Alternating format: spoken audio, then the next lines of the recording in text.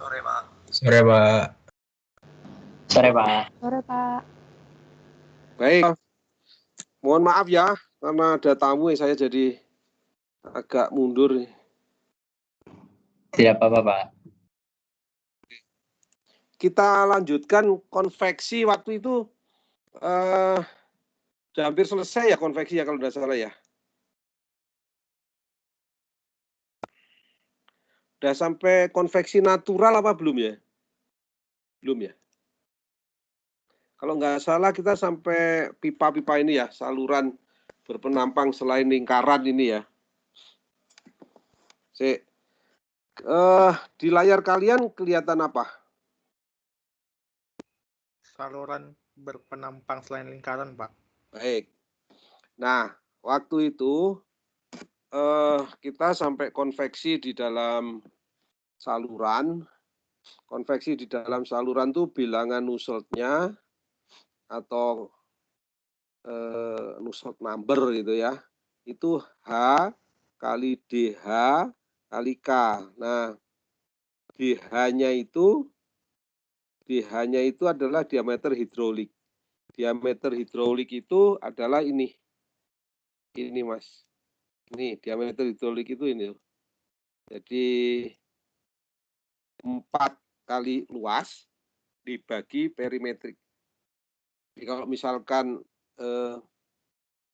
kotak segi 4 gini dengan panjang katakanlah A gitu, maka 4 kali luas berarti 4A kuadrat. 4A kuadrat. Terus kemudian P itu perimetrik keliling, kelilingnya adalah 4A. Jadi 4A kuadrat dibagi 4A jadi sama dengan A. Jadi diameter hidroliknya sama dengan sisi ini, sisi yang kotak gini. Nah, nanti kalau misalkan lingkaran bisa dihitung dengan ini. Kalau misalkan segi 4 juga bisa dihitung gimana panjang lebarnya gitu. Kira-kira gitu. Jadi Nusseltnya didasarkan pada diameter hidrolik istilahnya. Diameter hidroliknya definisinya ini. Nah, ini ada A kali B dan lain sebagainya. Ini tergantung dari bentuknya seperti apa ini. Ya. Nah, tapi persamaan koefisien perpindahan panasnya atau Nusseltnya sama dengan C kali Reynolds pangkat M kali Prandtl pangkat N. Misalkan Prandtlnya itu pangkat N, N-nya biasanya setengah gitu misalnya. Sepertiga, sorry. Nanti M dan N-nya itu ada daftarnya seperti biasa itu. Tergantung bilangan Reynolds lah kira-kira gitu. Nah, misalkan ini Nusselt sama dengan 0,023 kali RE pangkat 4,5. Ini udah kelihatan belum ya? Temperatur rata logaritmik nih ya. Nah, mudah-mudahan ini sudah kelihatan. Jadi dalam hal ini Reynolds-nya untuk lingkaran diameter D pangkat 0,8 nih, 4/5 ini. PR-nya pangkat N. Nah, N-nya itu biasanya bisa 0,4 dan lain sebagainya, atau 0,3 atau sepertiga gitu. Tapi intinya bahwa semua bilangan Nusselt untuk aliran dalam itu adalah C kali RE pangkat M kali lagi PR pangkat N, kira-kira gitu. Nah, angka C, M, N itu biasanya ditabelkan. Ya, itu intinya gitu. Nah, kemudian salah satu cara konveksi yang lain adalah konveksi natural. Yang dimaksud konveksi natural adalah kalau gerakan fluidanya itu diakibatkan oleh hanya perbedaan densitas atau massa jenis. Nah, perbedaan densitas itu hanya terjadi karena perbedaan temperatur. Jadi, misalnya di antara dua batas seperti ini misalnya. Ini kelihatan ya, Mas, kasus konveksi natural ya, Mas? Sudah kelihatan ya?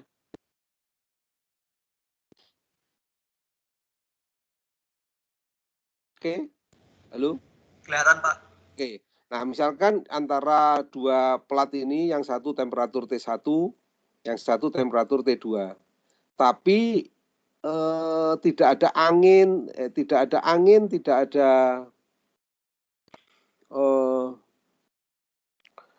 paksaan angin gitu misalkan, karena ada fan atau dikipasi, tidak ada itu antara dua itu. Jadi akibat perbedaan temperatur ini, maka massa jenisnya itu yang temperaturnya rendah, massa jenisnya tinggi. Ini panahnya ke kanan ya Mas. Yang temperaturnya rendah, jadi ke kiri rendah, ke kanan tinggi. Jadi yang temperaturnya rendah, massa jenisnya tinggi. Yang temperaturnya tinggi, massa jenisnya rendah. Maka akan terjadi perpindahan panas dari temperatur tinggi ke temperatur rendah. Akibatnya karena ada perbedaan temperatur itu, massa jenisnya yang tinggi di atas, yang rendah di bawah, jadi turun. Nah ini kayak gini.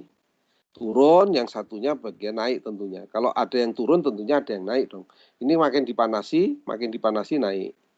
Kemudian yang dingin turun. Nah kira-kira gitulah. Itu kira-kira ya. Nah kalau koefisien perpindahan panasnya gimana? Koefisien perpindahan panasnya kalau natural tidak fungsi Nusselt lagi. Tapi dia meng-create bilangan, sebelum bilangan Nusselt, meng-create bilangan yang lain. Yang namanya bilangan Grashof. Ini. Grashof ini sebenarnya adalah bilangan yang menunjukkan perbandingan antara gaya buoyancy atau gaya apung dengan gaya viskus. Jadi bilangan Grashof ini namanya. Grashof itu tulisannya G-R-A-S-S-O-F.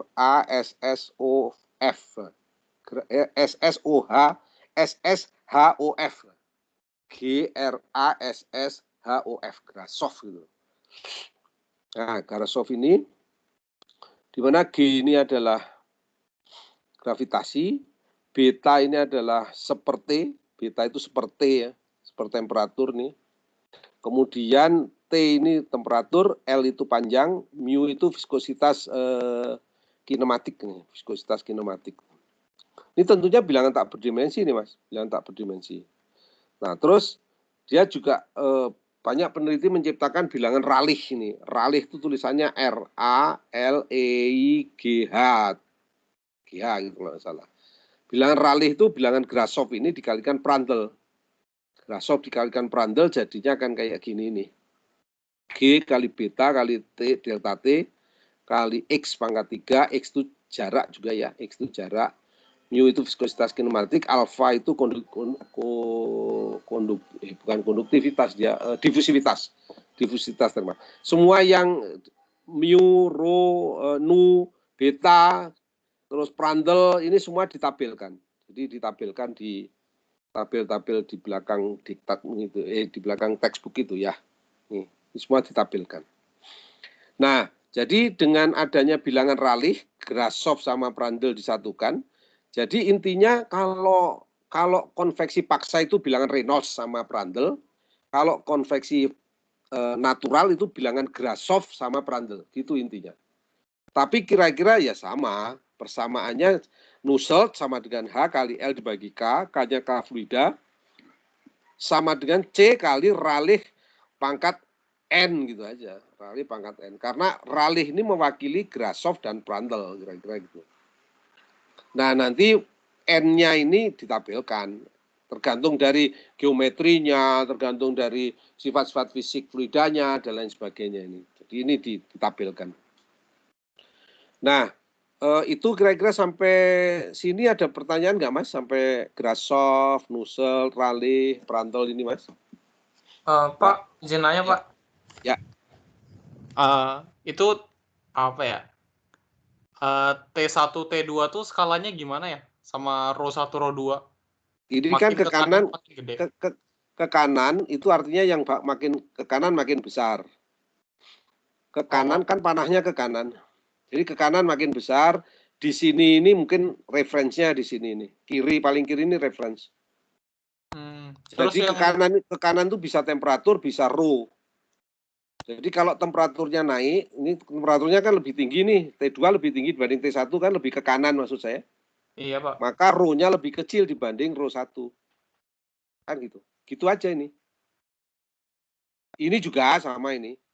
Cuman yang ini fungsinya linear. Oh, oke Pak. Ini fungsinya linear, kalau ini fungsinya nggak linear temperaturnya gitu. Makanya ini nggak stabil. Contohnya kalau kalian masa air akan terjadi kayak gini, masa air. Tapi kalau misalkan udara antara atap sama lantai atas di atasnya, lantai di atasnya kayak gini, stabil gini. Banyak diemnya udaranya. udara di antara dua dinding yang tidak terlalu tinggi temperaturnya, bedanya itu stable gini. Tapi kalau masak air kayak gini nanti. Air kalau dimasak kan kelihatan tuh gerakan-gerakannya itu. Yang panas di bawah naik, yang naik turun gitu. Yang dari atas turun gitu. Gitu aja nih Mas.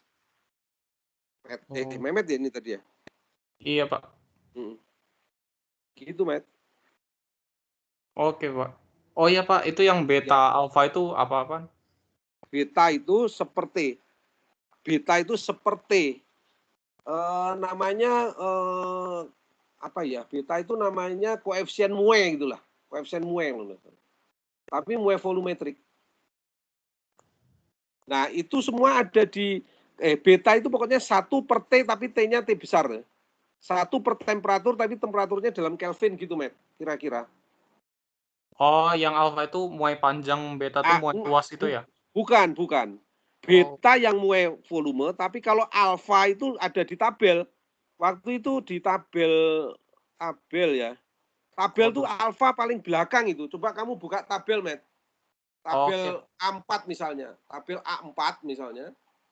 Itu kamu buka, itu ada alfa namanya difusivitas termal misalnya. Oke, Pak. Itu ada di jadi bukan alfa itu apa tadi kamu bilang Mue panjang ini enggak bukan. Beta aja seperti itu ekivalen Mue kalau enggak salah gitu. Tapi satuannya 1 per Kelvin beta itu. 1 per Kelvin. Karena seperti itu. Kira-kira gitu. Itu Met, kira-kira Met. Oke, Pak. Oke, ada lagi pertanyaan Mas, Mbak? Nah, jadi kalau nggak ada kita lanjutkan. Jadi misalkan kalau ini ada suatu bidang dipanasi gitu ya, dipanasi T surface lebih besar dari T tak berhingga, ini bidang misalkan setrika listrik kamu berdirikan gitu misalnya. Terus kamu tancapkan listriknya sehingga elemennya mulai memanas, permukaannya mulai memanas, maka udara itu akan berpola aliran seperti ini, udara di sekitarnya itu. Karena yang bawah ini terpanasi juga, maka dia naik nanti diganti dari yang sampingnya sini ke sini gitu. Kira-kira gitu. Nah, jadi yang udara yang diam itu akan ngalir ke sini, gantiin yang naik ini, kira-kira gitu. Nah, ini kasus konveksi natural di plat vertikal, contohnya setrika yang diberdirikan. Nah, ini sama aja sih sebenarnya.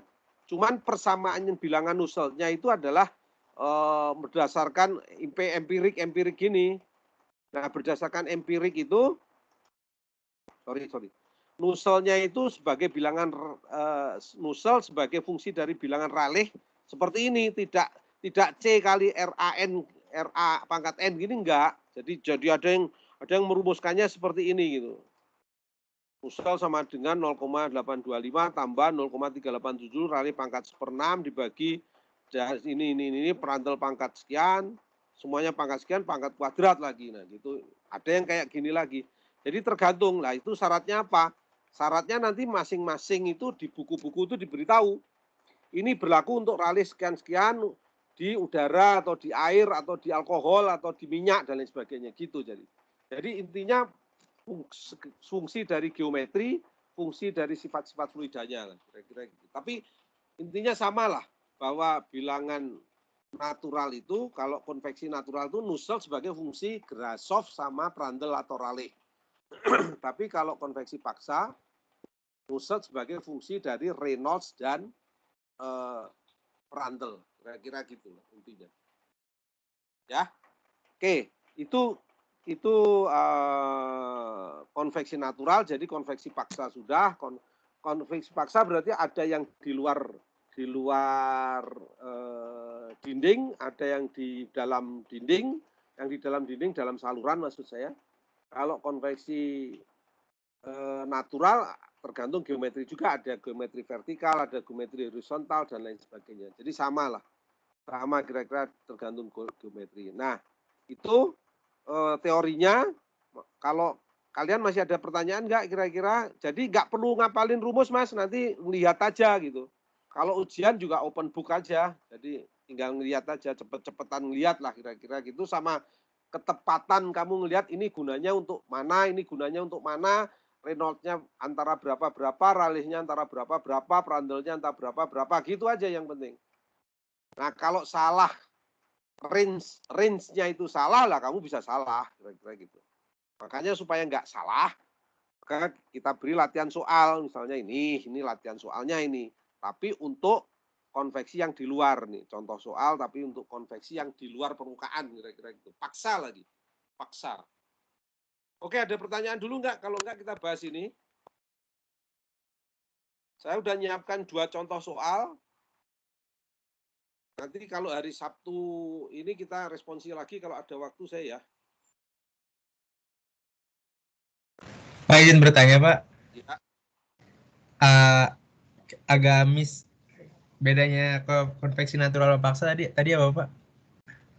Yang paksa itu alirannya fluida karena dipaksa oleh angin akibat dari kipas angin, akibat dari pompa, akibat dari kompresor, blower gitu. Tapi kalau yang natural, gerakan fluidanya hanya karena perbedaan temperatur yang mengakibatkan perbedaan densitas gitu aja. Akibat gaya apung istilahnya. Buoyancy force itu, akibat buoyancy force itu natural. Tapi kalau mechanical force itu namanya paksa. Oh, sip. Gitu. Terima kasih, Pak. Ya, ada lagi? Jadi yang menyebabkan mengalir itu yang menyebabkan namanya beda. Ada lagi? Alia, Valia nggak nanya, biasanya nanya. Erlangga juga nggak pernah nanya sekarang ya. Oke, nggak apa-apa. Baik, kita lanjutkan. Kalau nggak ada, berarti kita lanjutkan suatu soal ini ya. Ada suatu silinder panjangnya satu satuan panjang, misalnya 1 meter gitu. Kemudian diameternya D dan mempunyai temperatur 100 derajat permukaannya. Permukaannya ini dipertahankan temperatur 100 derajat, sedangkan dialiri oleh angin udara. Udaranya 25 derajat dan tekanannya 1 atmosfer. Diameter silindernya 25 mm. Kemudian kecepatan yang jauh dari silinder ini, V, adalah 15 meter per sekon. Kemudian yang ditanyakan adalah, karena ini perpindahan panas, yang ditanyakan yang kedua aja. What is the rate of heat transfer from the pipe per unit length? Berapa laju perpindahan panas dari silinder ini atau pipa ini per satuan panjang, jadi per 1 meter tadi. Nah, biasanya untuk konsumsi paksa, Nusselt sama dengan Nusselt H kali D dibagi KF, itu sama dengan C kali Reynolds D pangkat M kali Prandtl pangkat sepertiga, misalnya gitu. N-nya sepertiga. Nah, M dan C-nya tergantung bilangan Reynolds-nya. Jadi kita harus nyari bilangan Reynolds-nya berapa ini. Nah, setelah itu baru kita cari Nusselt-nya. Setelah tahu Nusselt-nya baru kita cari HF-nya. H konveksinya. Setelah tahu H konveksi, maka Q sama dengan H kali A kali L. H kali A kali delta T. TS dikurangi T tak berhingga. Nah, L-nya sama dengan 1 meter per satuan panjang. Berarti luasnya kan sama dengan keliling lingkaran ini kali panjang. Panjangnya 1 meter. Berarti nanti luasnya kira-kira hanya kelilingnya ini kali 1. Kira-kira gitu. Kelilingnya adalah pi kali D. Pi kali diameter kelilingnya. Kali L, kira-kira gitu. Nah, soalnya sudah bisa mengerti belum kira-kira Mas, Mbak?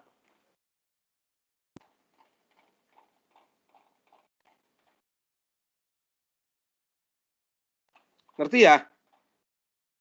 Oke. Kalau ngerti, maka dari soal itu akan kita langsung jawab. Jawabannya adalah ini.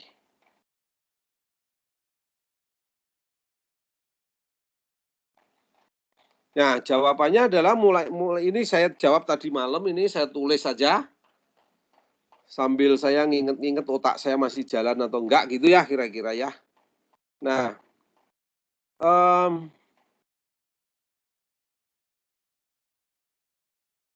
yang pertama diameternya 25 mm sama dengan 0,025 meter.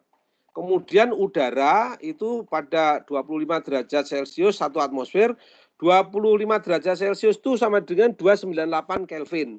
298 Kelvin saya dekati dengan 300 Kelvin, 300 Kelvin ini sorry bukan Celcius nih Kelvin. Ya ini 300 Kelvin. Nah kemudian dari tabel A4 maka kita dapatkan rho-nya berapa, mu-nya berapa, K-nya berapa, PR-nya berapa. Nah ngelihat tabel ini gimana? Saya bukain dulu ya tabelnya ya kira-kira ya. Bentar. Jadi saya bukain dulu tabelnya.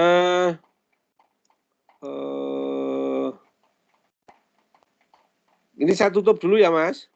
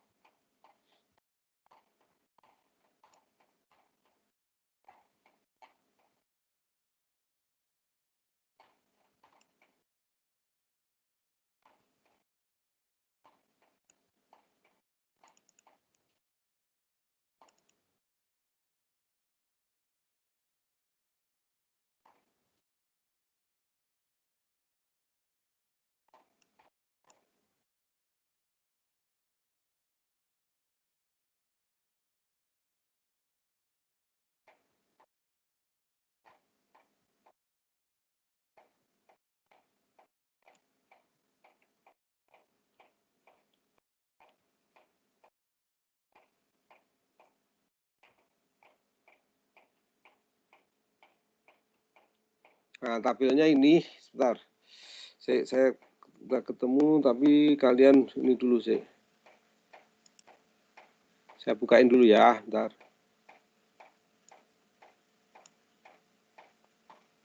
Atau saya kopikan langsung di situ.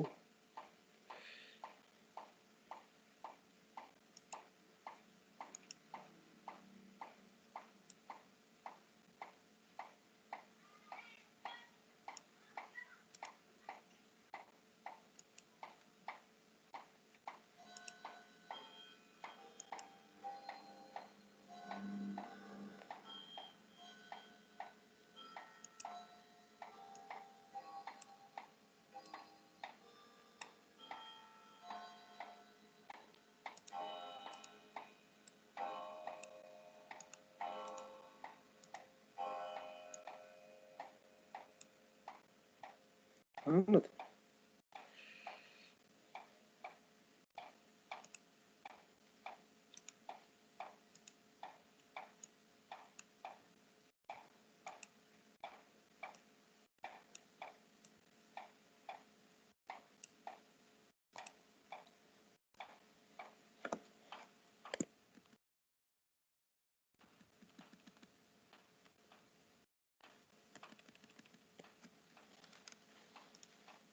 Oke.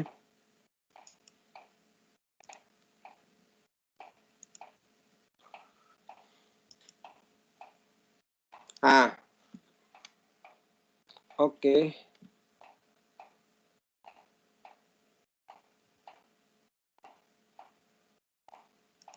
Ini kelihatan nggak, Mas? Udah kelihatan belum, Mas? Yang soal tadi udah kelihatan, Mas? Hah? Sudah, Pak. Baik. Nah, ini saya tambahin tabelnya, Mas. Tabelnya untuk udara, itu paling kiri T, temperatur dalam Kelvin tadi 300 kira-kira ya, 25 itu dekati dengan 298, 298 itu dekati dengan 300. Di situ ada rho, ada CP, ada mu kali 10 pangkat 7, ada nu kali 10 pangkat 6, ada K kali 10 pangkat 3, ada alfa. Nah, alfa tadi ini, Met, alfa kali 10 pangkat 6, ada PR. Nah, tadi adalah 300, berarti rho-nya 1,1614, 1,1614, kemudian mu-nya, mu adalah 184,6 kali 10 pangkat minus 7. Karena ini 10 pangkat 7, jadi minus 7. Kemudian K-nya 26,3 kali 10 pangkat minus 3 atau 0,0263 gitu. 0,0263. Satu lagi alfa kalau diperlukan adalah 22,5 kali 10 pangkat minus 6. Yang penting lagi PR, Pak Prandtl, 0,707. Nah, jadi dari tabel ini kita cantumkan di sini. Rho-nya 1,1614 kg per meter kubik, mu-nya 184,6 kali 10 pangkat minus 7 Newton sekon per meter persegi, K-nya 0,0263, satuannya watt per meter Kelvin, kemudian PR-nya 0,707. Ini yang dari tabel. Terus yang diketahui yang lainnya adalah V 15 meter per sekon, TS-nya 100 derajat. Nah, dari data-data yang diketahui dan dari tabel ini, maka kita bisa ngitung bilangan Reynolds-nya. Bilangan Reynolds adalah rho kali kecepatan kali diameter dibagi mu. Jadi 1,1614 kali V-nya 15 kali diameternya 0,025 dibagi mu-nya 184,6 kali 10 pangkat minus 7. Jadi Reynolds-nya ketemunya 23593. Kira-kira ini pendekatan lah, bulatin dikit lah. Nanti kalian kalau Reynolds besar gini nggak usah pakai koma ya. Kalau di ujian, bulatin aja angkanya kira-kira gitu. Nah, kemudian dari sini setelah Reynolds-nya tahu 23.500 atau 23.600, kita balik lagi ke sini. Berarti bilangan Reynolds-nya antara 4.000 sampai 40.000 kan? 23.600 kan kira-kira. 23.600 itu antara 4.000 sampai 40.000, maka C-nya 0,193, M-nya 0,618. Terus Prandtl-nya pangkat sepertiga menurut ininya. Nah, jadi kalau Nusselt-nya sama dengan C kali RED pangkat M kali PR pangkat sepertiga, maka C-nya adalah 0,193. M-nya, Reynolds-nya pangkat 0,618, kira-kira gitu. Maka saya tulis di sini. C sama dengan RE pangkat M, PR pangkat N, N-nya sepertiga, M-nya 0,618, C-nya 0,193, sehingga Nusselt sama dengan H kali D dibagi KF, sama dengan H kali 0,025, dibagi K fluidanya ini 0,0263, sama dengan 0,193 kali 23593 bilangan Reynolds pangkat 0,618 kali PR-nya 0,707 pangkat sepertiga. Nah, ini dihitung sama dengan 86,655. Ini dihitung sama dengan H kali 0,95 sehingga hanya tahu 91,16. Kira-kira gitu. Nah, sampai ngitung H ini tahu nggak? Nah, itu nanti kalau jadi diketahui, digambar, ditanyakan, tahu, lihat tabel, tahu 40 nilainya, 30 sampai 40. Terus bilangan Nusselt sampai benar hanya, tambah lagi nilainya gitu. Baru ngitung luas. Luas persatuan panjang sama dengan pi D kali L, L-nya 1.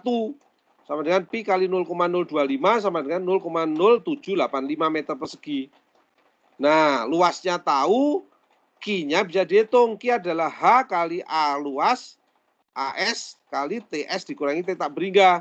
Sama dengan 91,16 kali 0,0785. Ini adalah luas persatuan panjangnya. Ini adalah 100 temperatur surface dikurangi 25 temperatur udara yang jauh dari surface. Maka tahunya ini 536,7 watt. Ini kira-kira Q-nya persatuan panjang, kira-kira gitu. Sok, sampai di sini ada pertanyaan nggak? Ya, nggak susah lah sebenarnya, tinggal ngikuti aja sih sebenarnya. Mau bertanya. Ya. Di pertanyaannya tadi itu, yang pertama ditanyakan drag force itu apa ya, Pak ya? Itu untuk mekanika fluida itu, Valia. Itu tahanan aliran sebenarnya. Kita kan belum sampai aliran kita. kita pelajaran aliran itu di bagian belakang, jadi makanya saya lewati dulu gitu. Jadi tahanan aliran misalnya kamu naik motor, maju ke depan, itu kan kamu seolah-olah nabrak udara. Nah, nabrak udara itu seolah-olah menahan udara yang mengalir relatif terhadap kamu gitu, kira-kira gitu. Itu drag namanya. Jelas, Valia? Jelas, Pak. Berarti nggak Oke. ditanyakan gitu ya, Pak? Enggak, di sini enggak ditanyakan. Di sini tidak dijawab. Di soal ini kita enggak jawab. Tapi nanti kalau misalkan kita sampai transport momentum, nah barangkali di bagian belakang kuliah ini mungkin di minggu ke-13-an gitulah. 13, 14 itu nanti kita bicara tentang itu. Ya. Oh, iya, Sementara Pak. belum. Oke. Ada pertanyaan lagi?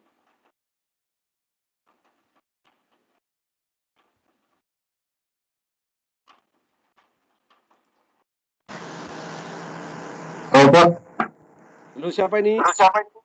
Torik Pak. Rik, ya Rik. Izin lihat soal lagi Pak, boleh Pak? Soal ini ya. Nih, Di atas. oke. Apa yang kamu tanyakan, Rik? Lebih memperhatikan tabel sih Pak. Oh, tabel. Ya. Sama agak ini Pak, luasnya itu kan berarti kayak luas tabung ya Pak, dikali A lagi. Ya, luasnya kan keliling ini, luas bagian luar kan. Kelilingnya lingkaran ini kali panjangnya kan kira-kira gitu. Panjangnya itu tegak lurus layar ini. Oh iya. Bukan luas permukaan ini potongannya, bukan loh.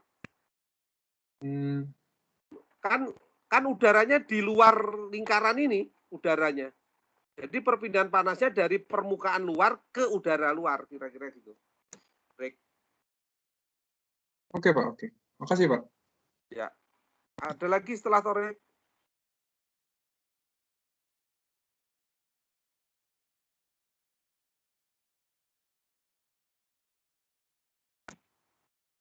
Oke, kalau nggak ada, sekarang kita lanjutkan satu soal lagi untuk konveksi, tapi ini dalam tabung.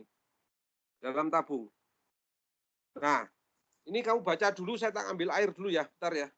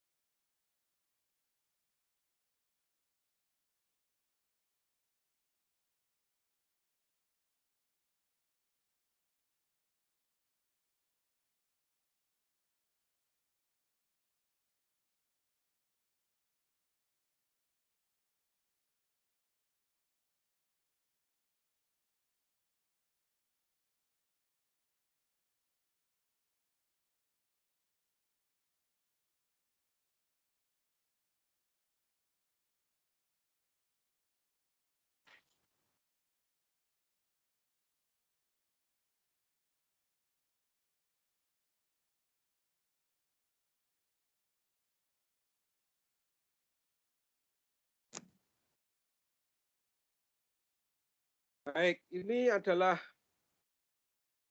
contoh soal internal flow convection ini ya. Air masuk suatu pipa dengan temperatur 15 derajat Celcius dengan laju 0,3 kg per sekon. Ini karena air kira-kira 3 liter, 0,3 liter lah per sekon. Karena air itu 1 kilo 1 liter lah kira-kira gitu.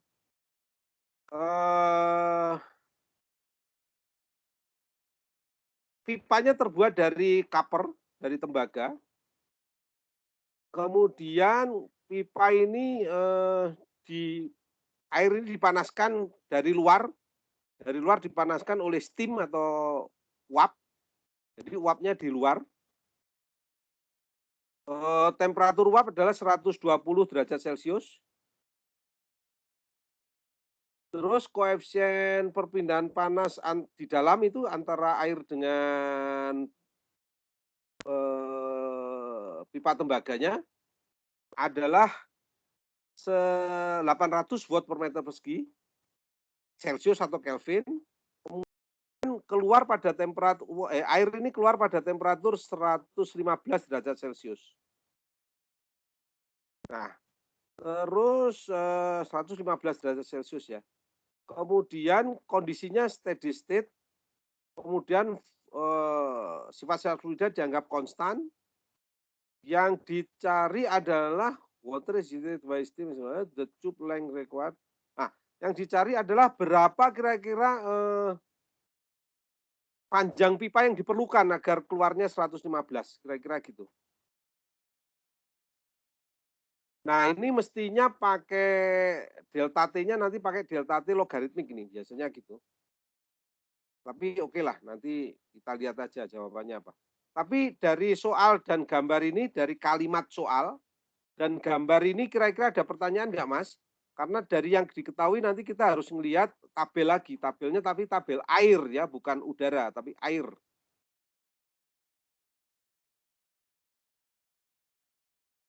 Nah, nanti tabelnya saya kopikan lah mungkin.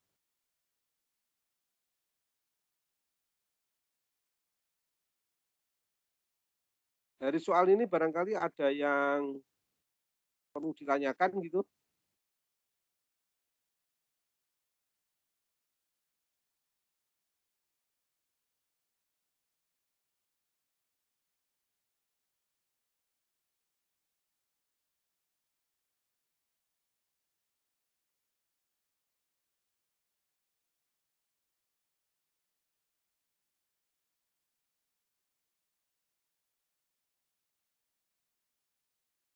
Nggak ada ya?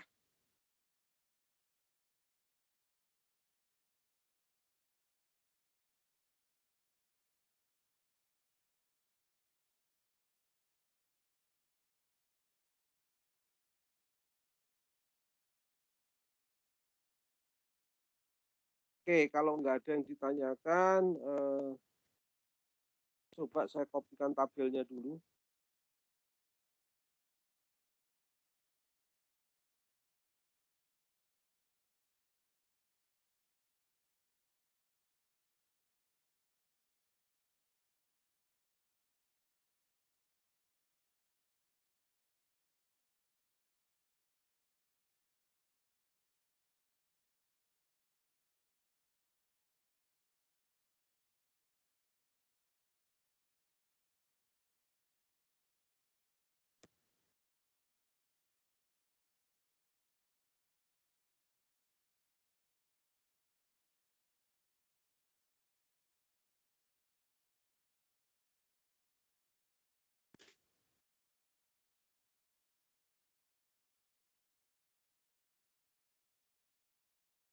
Baik, ada ditanyain ya. Jadi kita lihat tabel, jadi balik lagi. Nah,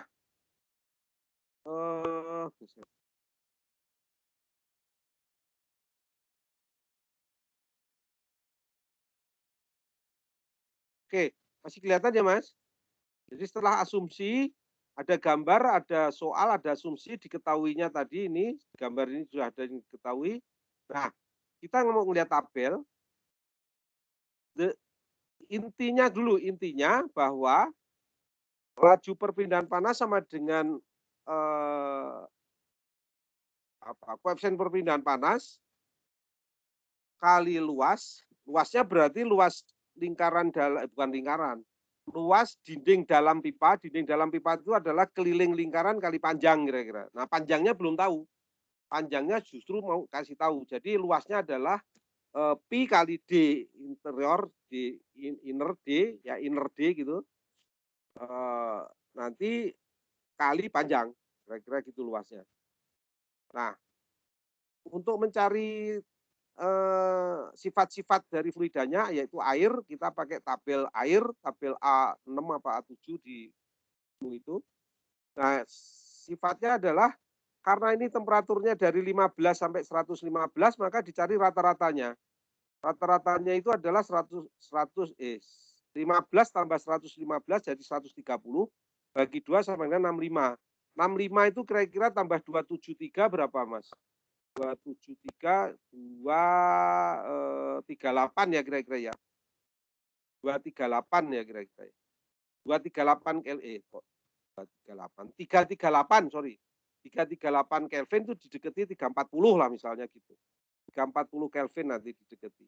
Nah, dia bilang apanya ini? CP spesifik heatnya adalah 187 Joule per kilogram per derajat Celcius. Coba kalau kita lihat di tabel, nilainya berapa kira-kira ya. Terus kemudian heat of condensation steam at steam pakai condensation segala. Inilah gimana ini. Nah, itu dulu ya. Kalau cari sifat-sifat air lain, di sifat-sifat lainnya dari air, kita lihat tabel. Saya tadi ngopikan tabel ini kelihatan nggak Mas ini Mas? Thermophysical properties of saturated water ini.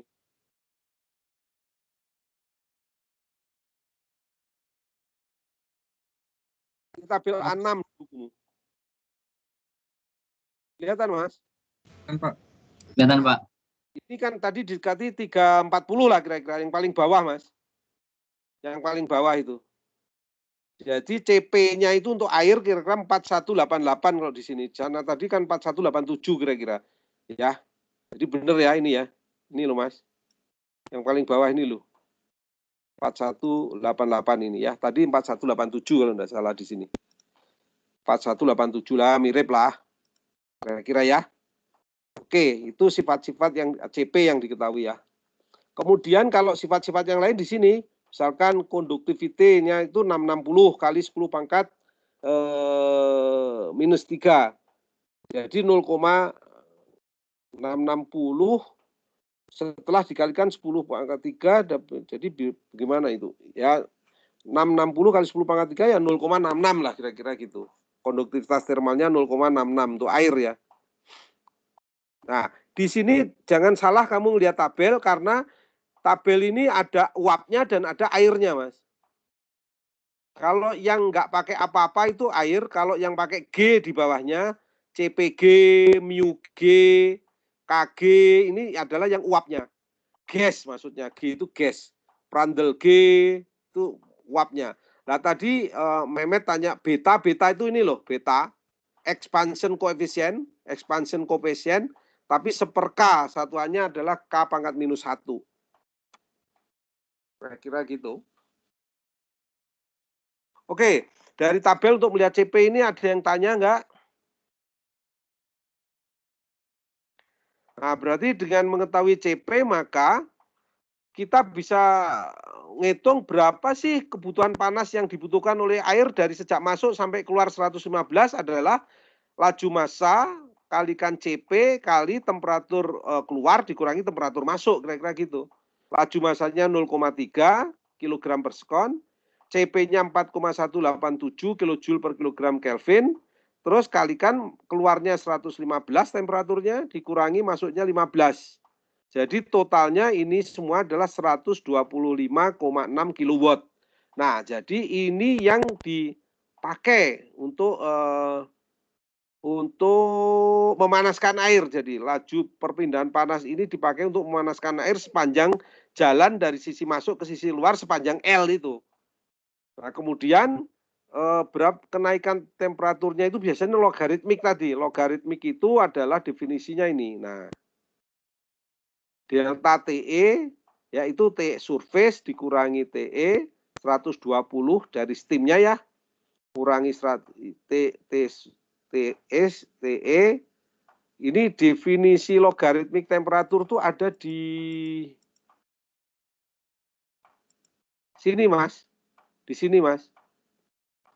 Logaritmik temperatur. Ini ya, temperatur rata logaritmik ini. H kali AS kali delta T logaritmik temperature. Ada delta T0 dikurangi delta TI dibagi dengan ln delta T0 dikurangi delta TI. Delta T0 itu adalah yang luar dikurangi yang keluar air, luar uap dikurangi air. Delta TI itu air keluar kurangi air masuk. Nah, ini ada definisinya lah pastinya. Ini kalau nggak salah sebelumnya ada ini. Nanti kalau nggak ada saya carikan lah.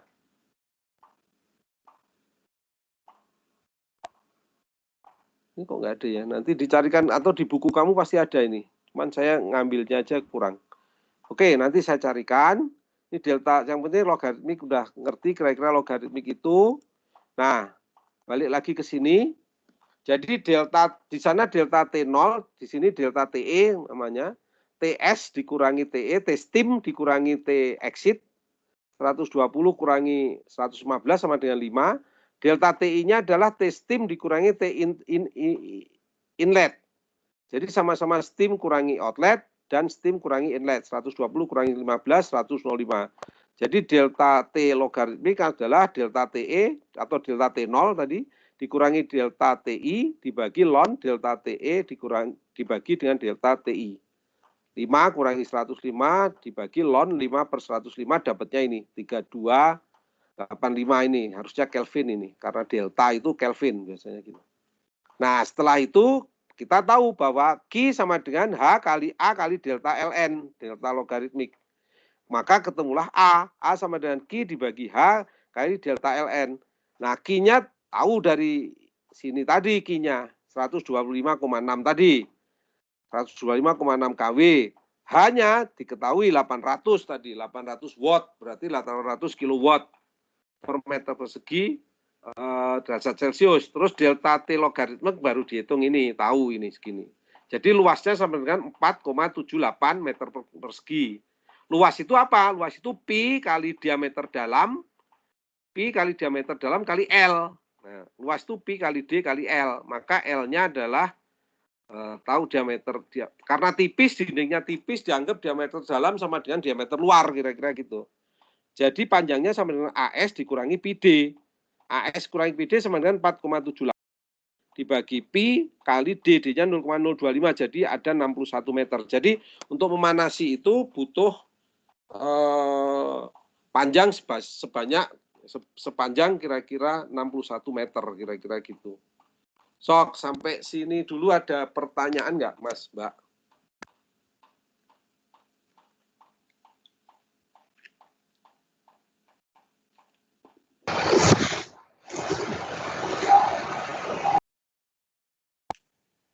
Halo?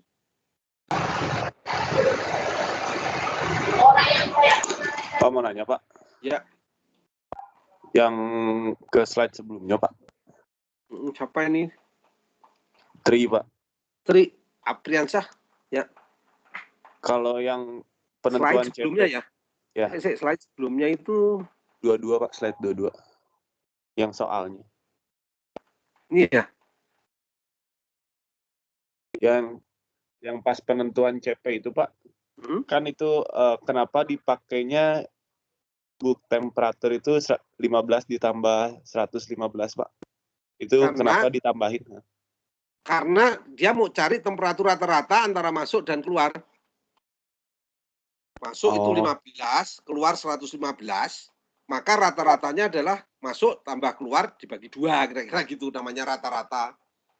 Ada orang tingginya 100, yang satu tingginya 150. Berapa rata-ratanya? Ya 100 tambah 150 bagi 2, gitu aja. Tri. Oke, Pak. Kalau untuk penentuan CP emang pasti temperaturnya ya, semua nggak CP aja, K segala, semua sifat biasanya diambil rata-ratanya temperaturnya. Biasa, kecuali dikasih tahu di soal itu, Tri. Kalau nggak dikasih tahu, kamu otomatis nyarinya lewat temperatur rata-rata. Sisi masuk dan sisi keluar kamu tambah bagi 2, kira-kira gitu. Oke, thank you, Pak. Nah. Ada lagi setelah Tri?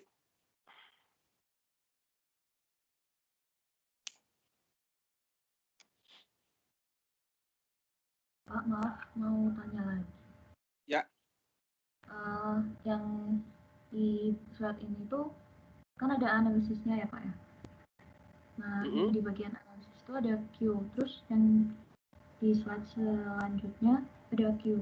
Itu bedanya apa ya? Oke, saya belum baca malah. Ntar, Valia, ntar, sabar. Analisis ya. Discussion ini di discussion? Atau analisis? Oh, slide sebelumnya Pak yang analisis. Oh, ini knowing the inlet and exit temperature of water, the rate of heat transfer is determined to be gini. Iya Pak. Ya.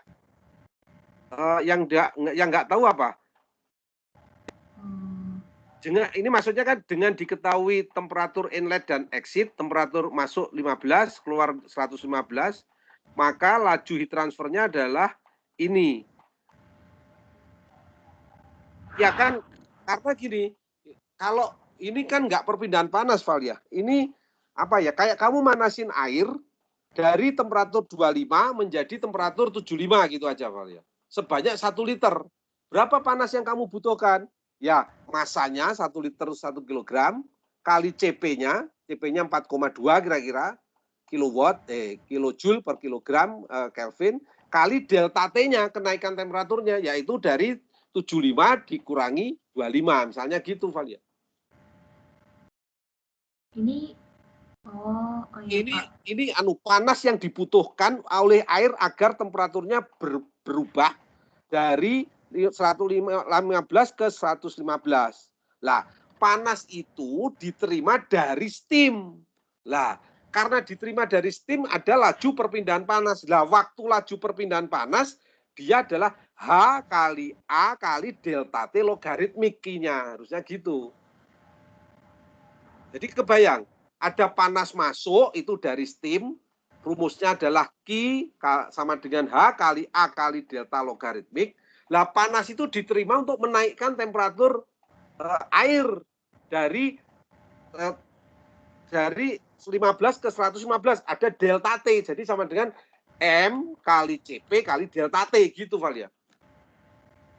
Jadi ada dua proses ya, ada dua proses. Ada panas dari steam masuk ke air, terus ada panas air itu dipakai untuk memanaskan dirinya sendiri dari temperatur rendah ke temperatur tinggi gitu, Valia.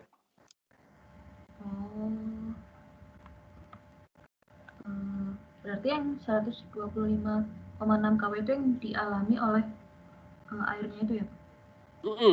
Yang diterima oleh air. Tapi itu harus sama dengan yang diberikan oleh steam kan, kalau nggak ada rugi-rugi. Jadi yang diterima oleh air sama dengan diberikan oleh steam. Umpama masak air aja, Valia. Masak air, kamu pernah masak air kan, perempuan kan? Ini yang diberikan oleh api. Yang diberikan oleh api untuk air. Airnya jadi panas, menerima 100, apinya harus memberikan 100. Tapi kalau kamu manasin air, ada sebagian panas api yang ke lingkungan. Itu masalahnya. Kalau ini nggak ada, dianggapnya gitu. Semua dari steam berubah panasnya diterima oleh air kalau ini gitu. Karena ini heat exchanger sebenarnya. Beda dengan manasin air di atas kompor, maksud saya gitu. Oh, iya Pak. Makasih Pak. Nah, kalau kamu manasin air di atas kompor, nanti ada efisiensi pemakaian apinya itu gitu. Berapa persen yang diterima oleh air dibagi dengan panas yang dihasilkan oleh pembakaran bahan bakarnya, kira-kira gitu. Itu ada efisiensinya itu. Karena sebagian panasnya hilang ke lingkungan gitu. Nah, nanti tak beri soal kayak gitu nanti, kalau padahal saya pengen ngasih soal kayak gitu. Ya. Oke. Ada lagi? Pak, ya. Bertanya Pak. Ya. Kalau untuk temperatur logaritmik itu pada saat kapan ya kita pakai yang begitu? Ini siapa? Torik ya? Iya Pak. Ya. Jadi kalau konveksi di dalam pipa itu kalau ada air masuk temperaturnya rendah, keluar temperaturnya tinggi atau sebaliknya, masuk temperaturnya tinggi, keluar temperaturnya rendah. Nah, sepanjang itu turunnya nggak linier itu, Torik. Turunnya temperatur itu biasanya nggak linier. Nah, turunnya itu logaritmik tadi gitu. Atau naiknya temperatur itu logaritmik. Karena perpindahan panasnya itu akibatnya menaikkan temperaturnya itu tidak linear tapi logaritmik, kira-kira gitu. Nah, jadi pada saat ada pemanasan dari luar atau dari dalam, dari luar atau dari dalam terserah, terhadap fluida di dalam suatu pipa lah, kira-kira gitu, Rick. Jadi kalau pipanya yang panas, hilang ke lingkungan misalnya, itu juga logaritmik. Tapi manaskan air di dalam pipa pakai lingkungan yang lebih panas, itu juga logaritmik naiknya air. Gitu, Rick. Pokoknya di dalam pipa, Rick, kira-kira. Oke, Pak. Terima kasih, Pak. Ada lagi?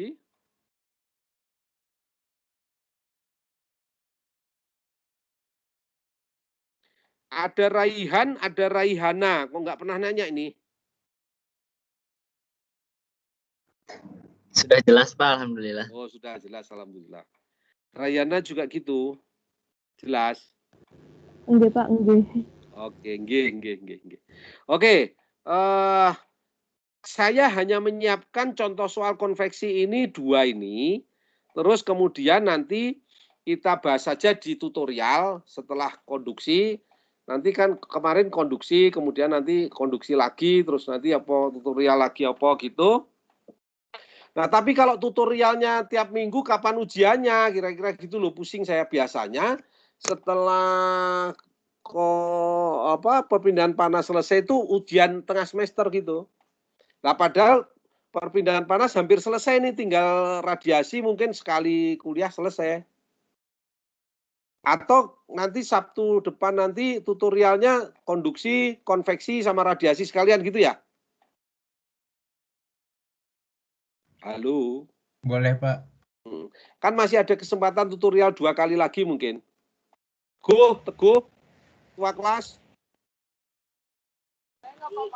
Iya, Pak. Sinyal lagi jelek, agak hujan soalnya. Oh, sama ini juga hujan. Sinyal saya jelek nggak? Masih dengar suara saya? Bagus, iya, Pak. Saya nggak mikir tadi, maaf. Nggak kepikiran nih sampai. Oke, gitu ya.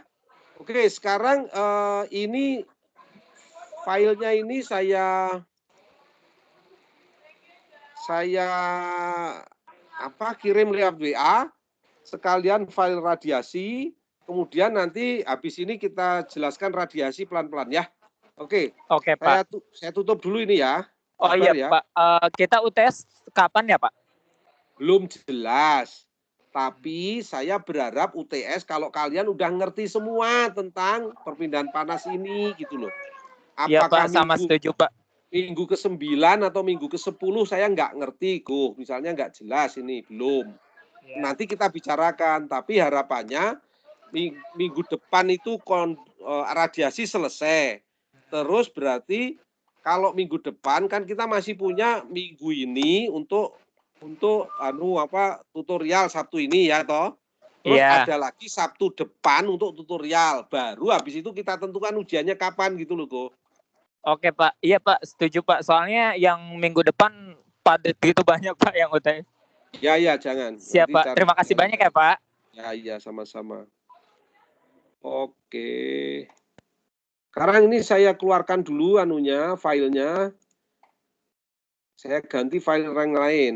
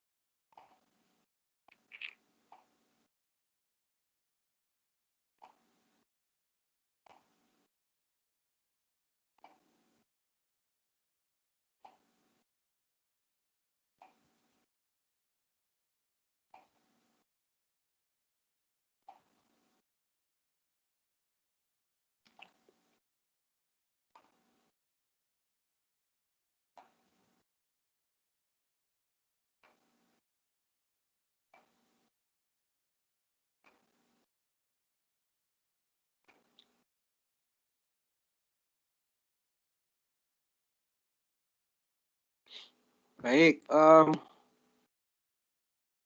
apakah sudah nampak di layar kalian tentang radiasi ini?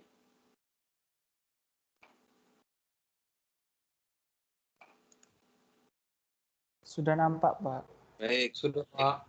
Saya sambil ngirimkan lewat WA file ini sama file konveksi tadi, supaya kalian bisa latihan di rumah.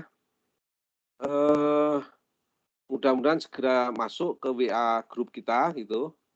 Nah, kita mulai perpindahan panas radiasi ya. Radiasi ini adalah perpindahan panas dengan cara pancaran energi yang dibawa oleh gelombang-gelombang elektromagnetik lah kira-kira gitu. Nah, gelombang itu bisa jalan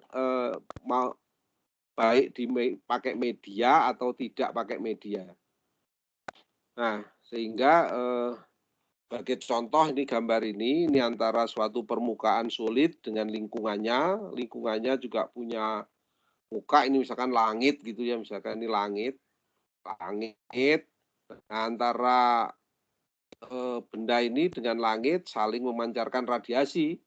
Langitnya juga memancarkan radiasi, bendanya juga memancarkan radiasi, sehingga netonya itu misalkan ya yang energi matahari yang kita terima atau kalau panas itu misalkan kita berdiri di atas jalan raya yang hitam, ternyata panasnya ke kita lebih banyak yang dari jalan raya dibanding dari matahari karena baju kita putih.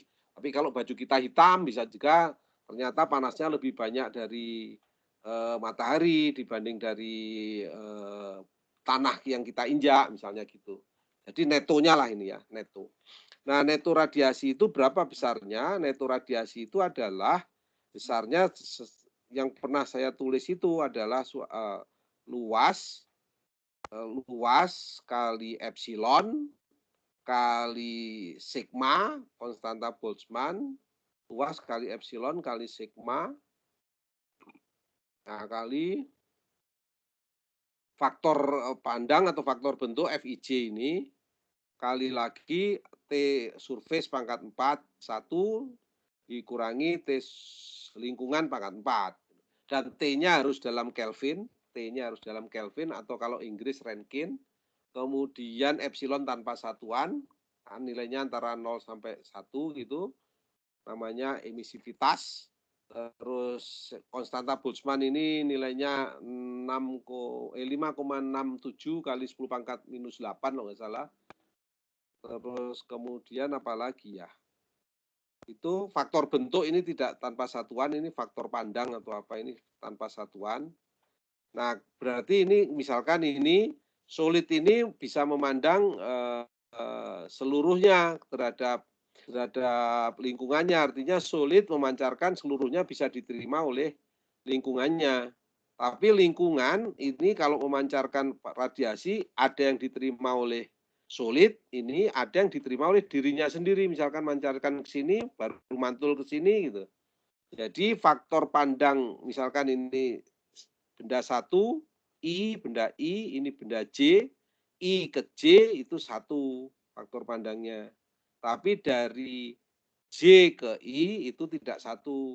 Karena J ke J bisa gitu. J ke J ada nilainya. Kalau ini kan I ke I 0. I ke J baru ada jadi 1. Itu kira-kira ya. Nah, itulah radiasi. Kemudian kita menganggap bahwa benda ini kalau emisivitasnya 1, kalau benda itu emisivitasnya 1 disebut benda hitam. Benda hitam sempurna itu ya itu hanya khayalan aja ya. Benda hitam sempurna itu khayalan, tapi benda-benda yang ada di dunia ini rata-rata emisivitasnya kurang dari 1, artinya tidak benda hitam, bukan benda hitam. Nah, bukan benda hitam itu disebut benda abu-abu biasanya. Jadi pancarannya itu dengan berbagai panjang gelombang itu kalau di rata-rata mengakibatkan emisivitasnya masih lebih rendah dibanding benda hitam. Namanya disebut benda abu-abu lah kira-kira gitu ya. Nah, Definisi dulu deh, radiasi perpindahan panas energi dalam bentuk panas melalui foton dengan gelombang elektromagnetik yang menjalar dengan kecepatan cahaya. Nah, emisivitas benda hitam itu sama dengan 1, emisivitas benda kelabu itu kurang dari 1. Antara 0 sampai 1 emisivitas itu. Nah, benda hitam itu hanya pengandaian. Benda hitam itu pengandaian, dan yang ada di dunia ini kebanyakan kalau di rata-rata benda kelabu namanya, ya. Nah, radiasi neto dari suatu permukaan tadi saya ceritakan tadi, benda 1 meradiasikan ke benda 2, tapi sebaliknya benda 2 juga meradiasikan ke benda 1. Nah, yang dirasakan masing-masing itu netonya, kira-kira gitu. Neto dari 1 ke 2 atau neto dari 2 ke 1. Nah, gitu ya. Oke, berikutnya ini adalah radiasi neto dari suatu permukaan. Jadi pasti permukaan itu ada yang radiasi sinar itu ada yang datang. Kalau permukaan itu tidak tembus, misalkan bukan kaca gitu misalnya ya, tidak tembus matahari gitu kaca. Kalau kaca kan tembus matahari. Kalau ini misalkan permukaannya itu adalah tembok, tidak tembus, maka tentunya ada sebagian yang dikembalikan. Ada yang dikembalikan. Nah, yang dikembalikan itu namanya apa ini? J, yang datang itu G, yang dikembalikan J. Nah, berarti yang masuk dikurangi yang kembalikan itu yang baru masuk ke dalam benda ini, kira-kira gitu ya. Ini definisinya itu. Nah, berarti radiasi neto itu apa? Ya, radiasi neto sama dengan A luas permukaan kali JI dikurangi GI. JI dikurangi GI. Jadi ini sama dengan JI kurangi GI. Kira-kira gitu. Yang keluar dikurangi yang masuk. Itu sama dengan yang keluar neto, kira-kira gitu. Radiasi yang keluar dari permukaan secara neto, yang kuning ini akan keluar ya, keluar ke sana lah, keluar. Sama dengan apa? Sama dengan yang masuk, yang keluar total dikurangi yang masuk. Kalau ini panahnya ke bawah, radiasi yang masuk ya sama dengan A kali GI dikurangi JI gitu misalnya. Ya. Nah, terus ada istilah lagi adalah absorbance, reflectance, nama transmittance. Absorbance ini adalah simbolnya adalah alpha ini, alpha. Absorbance itu simbolnya alpha. Reflektans itu simbolnya rho, reflektans itu rho. Terus ada transmittance itu simbolnya tau. Jadi alpha ditambah rho ditambah tau itu sama dengan 1. Jadi yang datang 1, sebagian direfleksikan, sebagian diteruskan, diserap ini. Absorpsi itu diserap, sebagian diteruskan. Jadi misalkan ini benda kaca gitu ya, kaca. Jadi kalau kaca dapat sinar matahari itu ada yang diserap, ada yang dipantulkan, dan ada yang diteruskan. Misalkan rumah kaca gitu ya Mas ya, atau kamar kita dibatasi oleh jendela kaca kena sinar matahari. Nah, sinar matahari yang masuk ke kamar kita itu hanya sebagian. Ada yang diserap oleh kaca, ada yang dikembalikan, dipantulkan oleh kaca dari sinar yang datang ke kaca itu. Sehingga reflektans ditambah absorptans ditambah transmittans itu sama dengan 1. 1 itu maksudnya 100% lah, kira-kira gitu Mas. Nah, itu radiasi ya. Terus istilahnya gitu. Nah, sekarang faktor pandang atau faktor bentuk itu. Apa itu faktor pandang atau faktor bentuk? Faktor bentuk itu ya tadi, faktor hadapan. Jadi suatu permukaan ini bagaimana seolah-olah cara pandangnya atau menghadapnya ke suatu permukaan gimana itu. Ada yang tegak lurus gini, ada yang sejajar gini misalnya gitu ya. Ada yang sejajar gini, ada yang tegak lurus, mungkin ada yang miring gini. Tentunya radiasi yang diterima dari sini ke sini beda dong kalau posisinya gini dengan posisinya gini. Misalkan temperatur bawah ini 100, temperatur ini 25. Netonya kan ini meradiasikan ke sini. Ini meradiasikan ke sini itu kalau bentuknya begini dia menerima, katakanlah dia menerima 50, tapi kalau bentuknya begini bisa dia menerima 75 gitu misalnya. Ya. Makanya ada faktor bentuk, faktor pandang didefinisikan sebagai fraksi radiasi yang meninggalkan permukaan I dan mengenai permukaan J. Jadi yang meninggalkan sini 100, yang mengenai sini berapa? 50%. Oh, berarti faktor bentuknya 50%. Yang datang ini 100, yang diterima oleh ini 100. Ya, faktor bentuknya 1 berarti. Itu kira-kira ya. Nah, asumsinya adalah permukaan itu ada dua. Ada permukaan yang tembus pandang dan ada permukaan yang tidak tembus pandang. Yang tidak tembus pandang itu namanya diffuse. Diffuse. Nah, itu dianggapnya seragam dalam menerima panasnya itu dianggap seragam. Kira gitu ya. Itu faktor bentuk. Oke, sampai faktor bentuk dulu ada pertanyaan nggak, Mas, Mbak?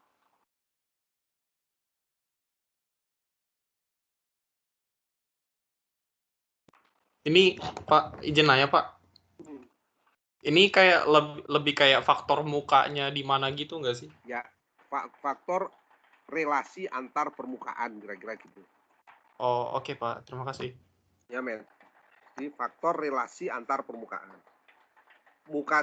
Permukaan 1 melihat permukaan 2 itu kira-kira bisa memancarkan 100% enggak dari permukaan 1, 2. Kalau enggak bisa ya namanya faktor bentuknya kurang dari 100%. FIJ-nya kurang 100% gitu. Kira-kira gitu, Matt. Oke. Pak mau tanya, Pak.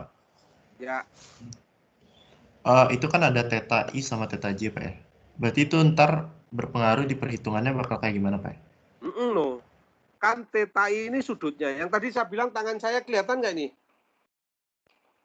Cuman ini sudutnya, tangan saya ini kalau tegak lurus gini, misalkan ini 100 derajat Celcius, ini 25 derajat Celcius. Ini kalau saya tegak lurus gini, mungkin yang memancar ke tangan saya sedikit, tapi kalau tangan saya ganti gini bisa jadi banyak gitu. Ya. Iya, Pak. Nah, jadi berarti nanti bakal masuk ke perhitungan juga berarti, Pak ya? Iya, Dek. Penting itu, Kak, Dek. Itu makanya radiasi itu sama dengan Q sama dengan A kali sigma kali epsilon kali faktor bentuk itu atau faktor pandang itu baru kali T pangkat 41 dikurangi T pangkat 42 kira-kira gitu, T2 pangkat 4 kira-kira gitu. Ya. Oke. Baik, Pak. Terima kasih, Pak. Ya. Siapa lagi setelah Kadek?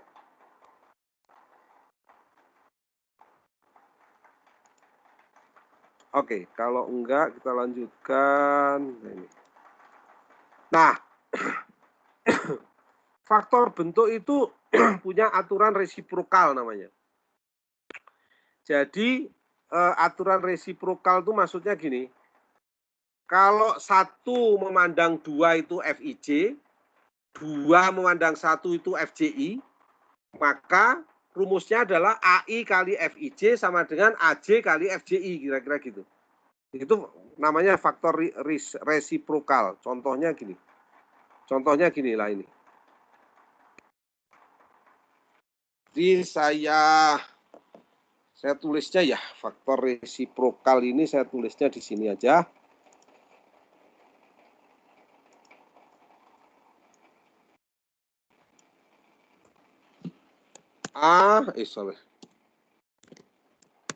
AI kali F IJ sama dengan AJ kali FJI. Misal untuk A1 dan A2 misalnya, dan A1 dan A2, maka A1 kali F12 harus sama dengan A2 kali F21. Kira-kira gitu. Ntar ini kasih fontnya itu subscript. Oke.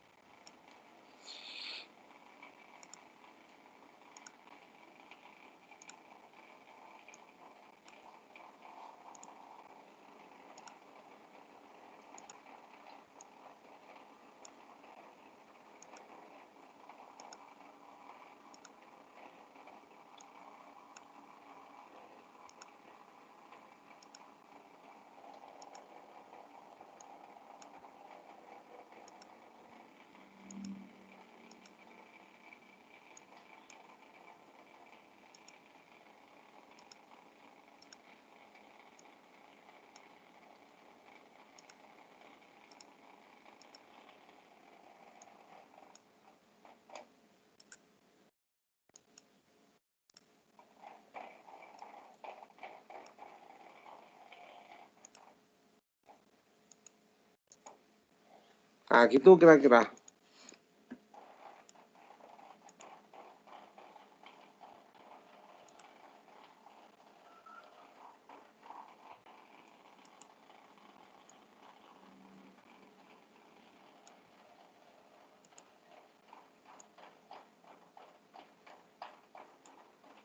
Oke, kira-kira gitu ya. Jadi, misalkan ini ada permukaan satu, adalah bola atau ya bola aja lah.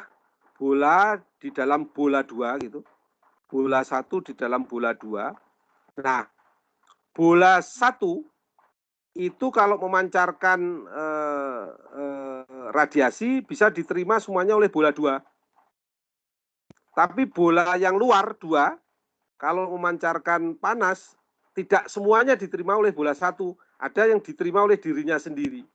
Maka bola 1 itu bola 1 terhadap 2, F1 2 itu sama dengan 1.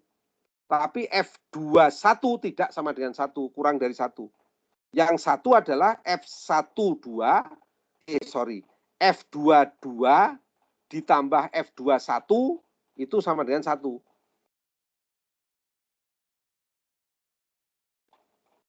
Ya, kira-kira gitu. Jadi F12 sama dengan 1.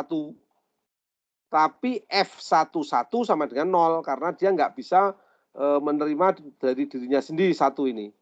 Nah, F21 tidak sama dengan 0 karena ada F22. Jadi F21 ditambah F22 baru sama dengan 1. Ini kurang ini. Jadi ini tambahin lagi aja. Tak tambahin ini.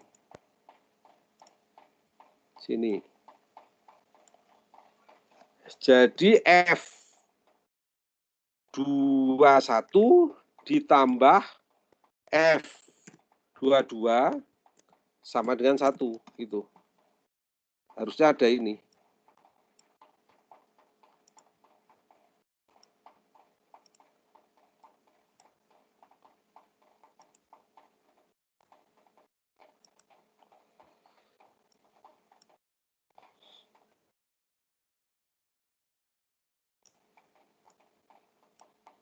Nah, gitu. Sok, sampai sini ada pertanyaan nggak? Sehingga, lah rumusnya itu ini. AI kali FIJ sama dengan AJ kali FJI. J kali FJI. Sehingga, kalau misalkan ada A1 dan A2, maka A1 kali F12 sama dengan A2 kali F21. Persamaan reciprocating-nya itu inilah kira-kira gitu. Nah, jadi untuk perhitungan kita harus menggunakan persamaan ini. Untuk perhitungan F12, F22, F11, F21 gitu. Ya. F12 artinya permukaan 1 memandang terhadap 2. F11 artinya permukaan 1 memandang dirinya. F21 permukaan 2 memandang permukaan 1. F22 adalah permukaan 2 memandang dirinya. Kira-kira gitu. Sok, sampai sini ada pertanyaan nggak? Sampai ke resiprok ini. Pak, mau nanya Pak. Ya. Yang untuk F21 tuh yang jadi pembilang itu, yang jadi pembilang tuh apa? Yang jadi penyebut itu apa Pak? Ini persamaan ini. Persamaan ini diperoleh dari ini loh. Dari paling bawah ini loh. Kamu teh. F21 sama dengan A1 dibagi A2 kali F12. F12-nya sama dengan 1 gitu loh. Baru dijelaskan gitu toh. Oh ya Pak, terus sama kalau misalnya ada 3 permukaan gitu. Nah, misalkan kalau ada 3 permukaan, nanti kamu pusing. Harus ada 11, 12, 13 gitu. Oh, jadi nggak langsung semuanya gitu, tapi per satu-satu. Per permukaan, iya. Oke Pak, terima kasih Pak.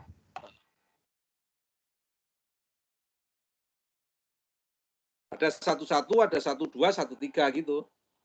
Nah, nanti F11 tambah F12 tambah F13 sama dengan 1. Lalu itu kalau itu. Ya. Oke. Ada lagi pertanyaan? Pak mau pastiin Pak. Berarti ketika F12 sama dengan 1 berarti penerimaan panasnya itu maksimum Pak ya di permukaan 2. Bukan maksimum enggaknya ini. Bahwa panas yang diterima oleh 2 dari permukaan 1 itu adalah seluruhnya gitu. Seluruhnya panas dari 1 bisa diterima oleh permukaan 2.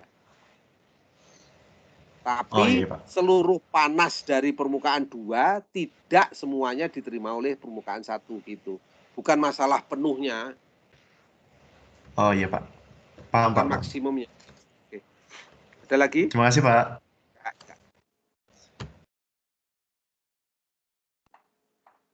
Ada lagi? Oke, kalau enggak radiasi dalam bidang tertutup. Ini agak susah membayanginya, tapi harus dijalankan kira-kira gitu ya. Jadi kebanyakan kayak dunia ini akan ada langit, ada bumi, ada di dalam langit ini selain bumi ada bulan, ada bintang dan lain sebagainya lah. Jadi kesimpulannya sebenarnya radiasi ini tertutup ya, ada yang dalam ruangan tertutup, misalnya di dalam tungku kamu lah gitu, kira-kira dalam tungku kamu memanaskan spesimennya bentuknya silinder gitu, tungkunya ada 6 permukaan, atas bawah, samping kiri, samping kanan, samping depan, samping belakang, nah gitu kira-kira ya. Jadi radiasi ini dalam ruangan tertutup, misalkan dalam tungku gitu. Kenyataannya gitu, di alam semesta pun gitulah. Cuman batas luar kita adalah langit yang kita juga nggak tahu sampai sejauh apa lah kira-kira gitu.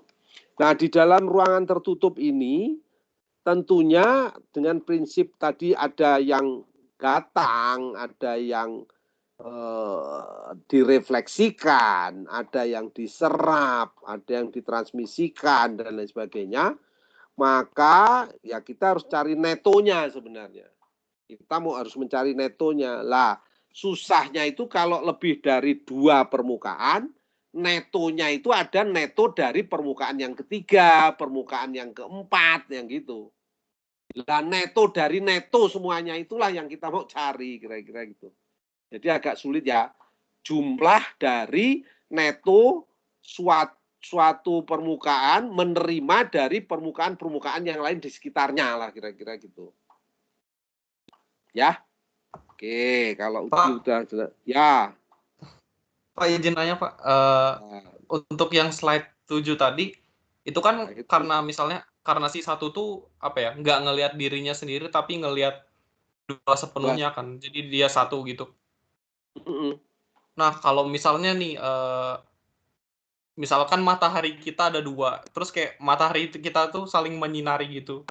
Nah, matahari kita cuma 1 ah. Iya, misalkan Pak. Oh, ya misalkan gitu. Terus kedua matahari tersebut pasti ada bagian yang nggak kena sinarnya satu sama lain gitu kan, kayak di belakangnya gitu. Iya, kalau itu namanya 3 itu, Matt. Kalau misalkan ada 2 matahari, kan ada langit di sekitarnya, Matt. Jadi ada permukaan matahari 1, permukaan matahari 2, permukaan langit. Jadi nanti matahari 1 ada F11 ditambah F12 yang kena matahari 2, ditambah F13 yang kena langitnya gitu, Matt, ngomongnya. Oh, jadi dari ketiga penjumlahan itu pasti 1 gitu? Iya, ya. Jadi yang keluar dari matahari 1 itu pasti 1, pasti 100%. Yang diterima matahari 2 atau yang diterima oleh langit itu berapa persen itu kita nggak tahu, harus ngitung, Matt, gitu. Segede apa matahari 1-mu itu, segede apa juga matahari 2-mu itu. Apakah sama besar? Kan apakah sama intensitasnya? Nah, itu yang nggak tahu, Matt. Makanya kita harus ngitung. Tapi pengertiannya dulu lah, Matt. Pengertiannya dulu. Oke, jangan kamu anggap matahari 1 dan 2 terus kamu hanya saling dengan 1, 2 ada sekitarnya tadi. Kan slide yang pertama tadi ada surrounding, Matt. Oh ya, oke Pak. Oke. Itu tangan saya sampai gini-gini nih loh, Matt, membayangkan matahari kamu yang 2 itu. Nggak apa-apa Pak, seru Pak mataharinya. Oke. Ada lagi? Pak izin bertanya Pak. Ya. Tadi ya masih bingung radiasi yang neto itu yang kayak gimana Pak? Oke. Ini Abid ya? Iya Pak. Oke. Radiasi neto itu gini. Misalnya ada api unggun ya, Bid. Ada api unggun. Api itu meradiasikan ke kelilingnya ya, Bid. Iya Pak. Terus kamu baru keluar dari api unggun yang lain. Kamu keluar dari api unggun lain, mendekati api unggun yang saya ngomongin tadi. Oke. Berarti tubuh kamu masih panas toh? Tubuh kamu masih panas, masih hangat lah. Masih ada panas. Sisa-sisa gosong radiasi dari api unggun yang satunya gitu, Bid ya. Iya, kamu mendekati api unggun yang lain. Berarti kamu sebenarnya memancarkan juga sebenarnya ke sekelilingmu. Oh. Terus kamu dapat juga dari api unggun yang kamu dekati ini. Berarti apa yang kamu terima dari api unggun yang kamu dekati dengan yang kamu keluarkan dari badanmu, itu berarti kan ada selisih itu. Nah, iya, Pak. Itulah neto, kira-kira gitu. Yang kamu terima dari satu, tapi dikurangi dengan yang kamu keluarkan ke lingkunganmu. Itu. Nah, kita itu selalu gitu. Kenapa kok gitu? Karena temperatur badan kita itu, misalkan temperatur badan kita, kamu kalau diukur masuk ke bank atau ke rumah sakit itu ditembak itu jidatnya gitu ya, timbak jidat. Berapa, Mas? Termagan itu ya. Itu kan 35,7. Loh, 37, Pak. 37 kamu sakit kamu. Nah, misalkan 35,7 gitu ya. Gak pernah saya ditembak 37, kamu aneh-aneh aja. Pas tembak 37. Pas deman, Bid. Oh ya, deman kamu langsung masuk rumah sakit, Bid, kalau gitu. Oke, ini ceritanya jadi kemana-mana. Kamu jangan nyaut aja, Bid. Iya, Pak. Jadi, waktu kamu ditembak 35,7, padahal temperatur lingkungan Bandung ini lagi 27 gitu loh. Berarti kan kamu meradiasikan ke lingkungan dong. Ya enggak? Ya, benar, Pak. Lebih tinggi soalnya. Terus kamu deketi api unggun. Jadi sebenarnya kamu menerima dari api unggun, tapi juga kamu meradiasikan ke lingkungan. Netonya itulah yang kita terima gitu. Oh. Neto itu mirip delta T gitu berarti, Pak ya? Bukan, neto itu bersihnya. Bersihnya. Bersihnya panas. Radiasi bersihnya panas, radiasi yang kita terima, misalnya gitu. Oh, oke. Sip, Pak. Net itu bersihnya net itu. Kalau kotornya itu gross namanya. Oke, Pak. Udah paham, Pak. Oke. Makasih, Pak. Yuk. Nah, sekarang ini kita mau cari radiasi neto dari banyak permukaan yang berhubungan dengan permukaan kita, kira-kira gitu. Nah,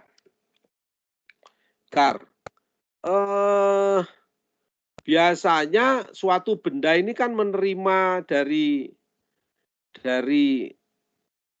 QI ini misalkan, menerima ya ini ya, ada ngomongnya gimana ya? Benda yang di atas ini, permukaan paling bawah ini bertemperatur TI, berluas AI, beremisivitas epsilon I, kan kira-kira gitu. Oke? Menerima dari permukaan J, ada permukaan 1, dan lain sebagainya. Berapa yang diterima? Yang diterima itu GI. Ini yang diterima. Tapi ini gross. Ya, ini gross. Nah, selain itu dia memancarkan juga. Gitu. QI, dia memancarkan ke lingkungan. QI. Tapi dia juga dari GI tadi juga memantulkan juga JI gitu. Mantul radiosity namanya JI ini. Jadi GI ini sinar yang diterima, Q itu yang kita lepaskan, J itu yang kita pancarkan, kita refleksikan kalau nggak salah gitu. Nah, jadi kalau ini digambar itu jadi gambarnya segini. Seolah kita ini memancarkan, QI ini memancarkan, GIAI ini menerima, JI itu adalah merefleksikan gitu, kira-kira gitu. Nah, besarnya itu kalau digambar jadi nomor C ini, gambar C ini, saya naikin ya, C ini. GI itu ada yang masuk, ada yang absorpsi, dan ada yang refleksi gitu.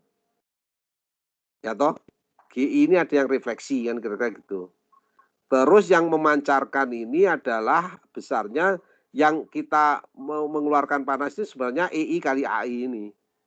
EI kali AI ini. Nah, berarti ini netonya apa? Netonya itu sebenarnya ya QI ini, netonya QI ini yang kita pancarkan ini neto sebenarnya. Kita pancarkan neto. Berarti neto itu apa? Neto itu ya selisih antara yang masuk ini dengan yang kita keluarkan ini kan kira-kira gitu. Nah, itu resisten termalnya kira-kira gini nih. Jadi JI, jadi QI itu sama dengan 1 min epsilon I dibagi epsilon I kali AI kali JI dikurangi EBI lah kira-kira gitu. Nah, ini persamaannya dari mana ya? Oh, bentar baterai saya mau habis. Tunggu, maaf. Baterai HP saya mau habis, sabar ya. Tak cari dulu. Charger, tar.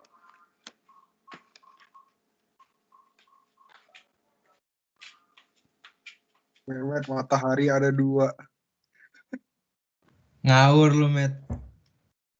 Ngawur. Yang benar-benar aja, Met. Ngawur lu, Met. Bener loh. Rata-rata matahari itu 2 loh di luar angkasa. Matahari kan banyak.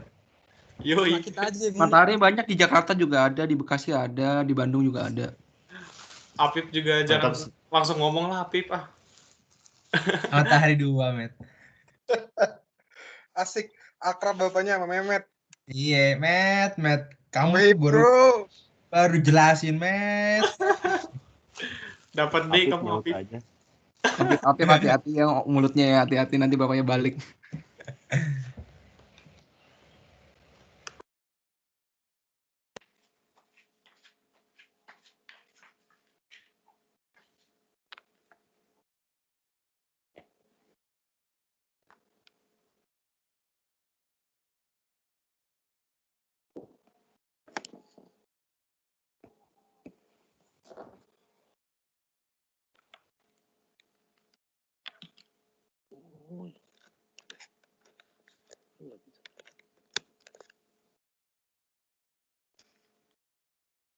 Oh, ngaco orang tua ini payah nih.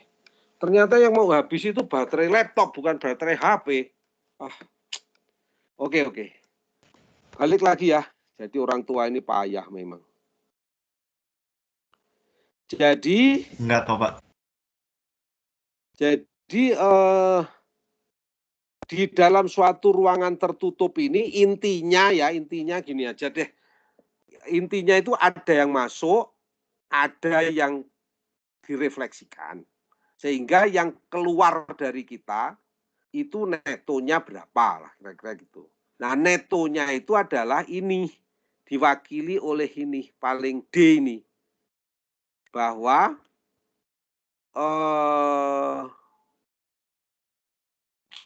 QI itu laju perpindahan panas radiasinya sih, sama energi benda hitam atau radiasi benda hitam. EBI itu black body ya, EBI itu black body mestinya. EBI black body karena black body itu enggak ada, adanya adalah benda abu-abu, maka diwakili oleh JI. Radiosité JI itu adalah mewakili benda abu-abu. JIAI itu mewakili benda abu-abu, kalau EI-AI itu mewakili bendanya, kalau EBI itu mewakili benda hitam. Jadi seolah-olah benda hitam dengan resisten thermal ini 1 dikurangi epsilon I dibagi EI-AI. Nah, cara penurunan ini kalau nggak salah di ini, penurunannya ini. Nah, jadi QI itu sama dengan AI kali JI dikurangi GI tadi yang awal tadi. JI sama dengan EI benda hitam, EI EI ditambah reflektan kali GI, itu JI. JI itu EI, jadi kalau balik ke sini, JI itu sama dengan EI ini ditambah yang rho GI AI ini loh. Itu JI namanya. Jadi yang ke atas miring ke kiri itu JI, ini JI. Nah, JI itu berarti ada 2, ini dan ini gitu. Nah, jadi kalau di sini JI sama dengan EI tambah rho GI, tambah AI di depannya dihilangin, AI-nya hilang. Berarti QI JI-nya ini diganti ini. EI ditambah rho GI ini. Jadi QI sama dengan AI, JI-nya diganti EI ditambah rho IGI dikurangi GI. Nah, rho I dikurangi 1 itu adalah absorben ini, alfa ini. Alfa. Karena apa? Karena tak tulisnya ya, sabar. Aduh. Karena untuk tadi wah ini insert simbol. Apa tadi, Mas? Rho insert ditambah alfa ditambah tau mana tau? Enggak ada tau Tau belum ada di sini.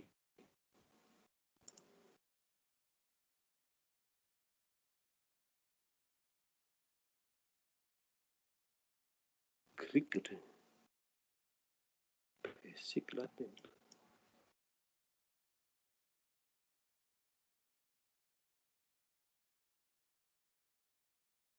Cari tahu dulu. Tahu. Ini ya kalau besar ya.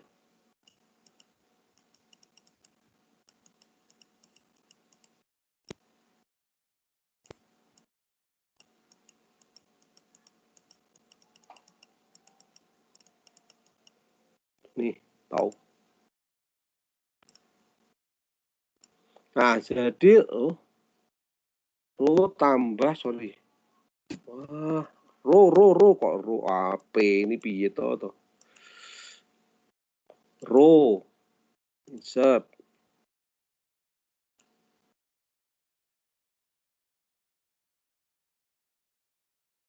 tambah alfa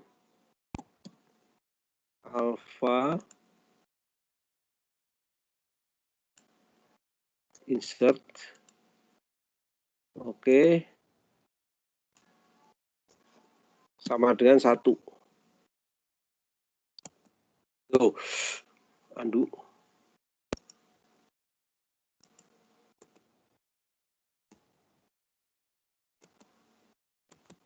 Nah, itu gitu. Kalau opak itu tidak tembus. Kalau opak atau tidak tembus, maka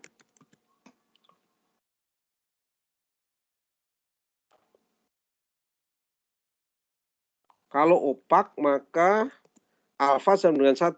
Alfa sama dengan 1. Sama dengan 0, sorry.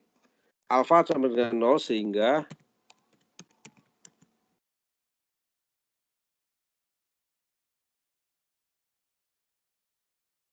copy Alfa itu absorptan deh. Sorry, kok alfa? Tau. Sorry, bukan alfa dong. Tau. Copy.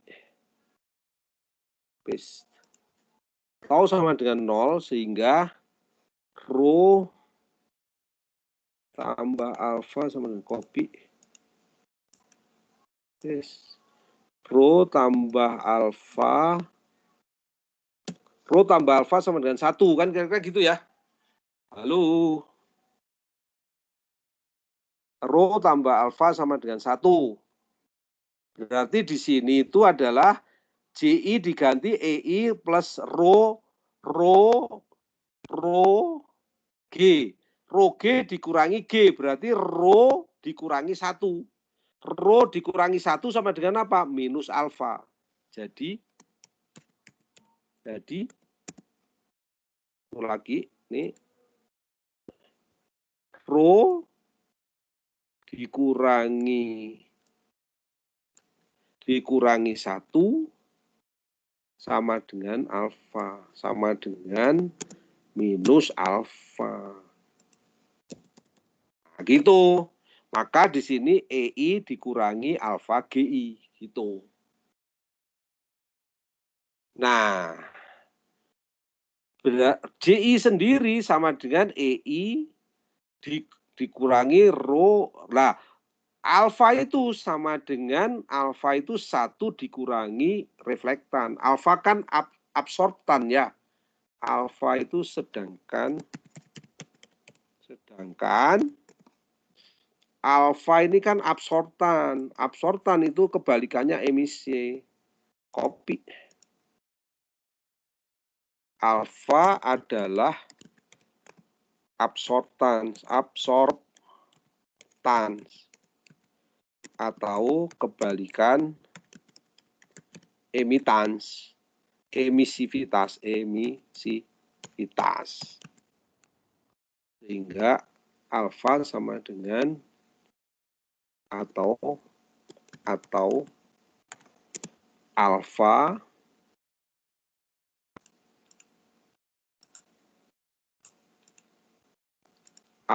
sama dengan 1 dikurangi emisivitas. Absorptan itu dengan 1 dikurangi emisivitas.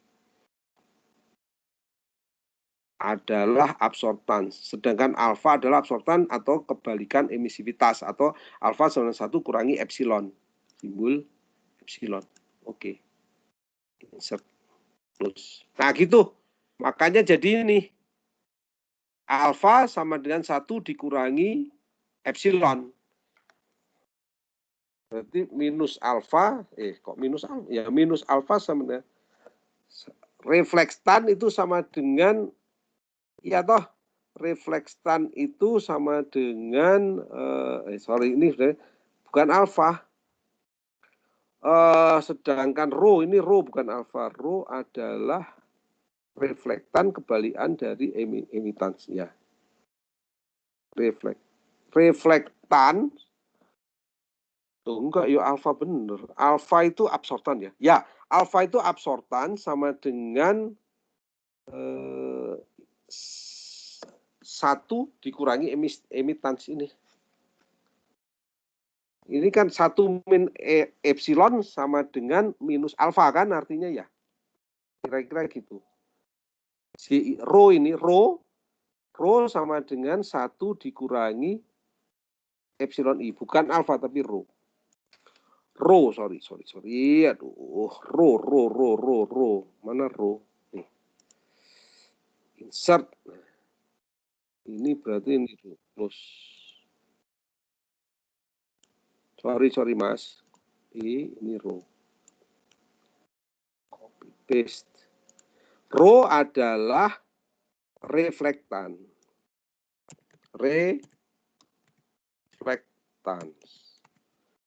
Atau reflekstan itu sama dengan 1 kebalikan dari, bukan kebalikan ya, sama dengan reflekstan itu sama dengan ini aja. Sedangkan rho adalah reflektan, rho sama dengan 1 dikurangi epsilon, kira-kira gitu. Yang dikembalikan sama dengan 1 dikurangi yang diemisikan. Jadi ini 1 ini sama dengan rho inilah. Sedangkan AI kali EI itu sama dengan epsilon kali EBI. Ini kalau benda hitam. Jadi JI sama dengan ini.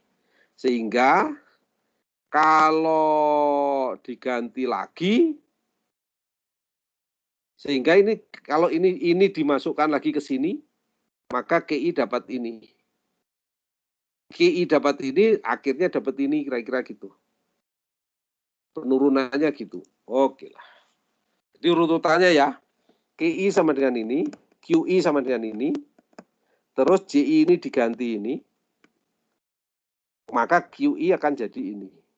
JI ini, rho-nya diganti ini, EI ini sama dengan epsilon kali EBI, karena ini bukan benda hitam, benda nyata, ini benda hitam sama dengan emisivitas kali EBI. Jadi EI sama dengan epsilon kali EBI. Terus JI ini dimasukkan ke ini lagi. Masukkan ke sini, ketemulah ini. JI ini dimasukkan ke sini, Ring. JI ini dimasukkan ke sini.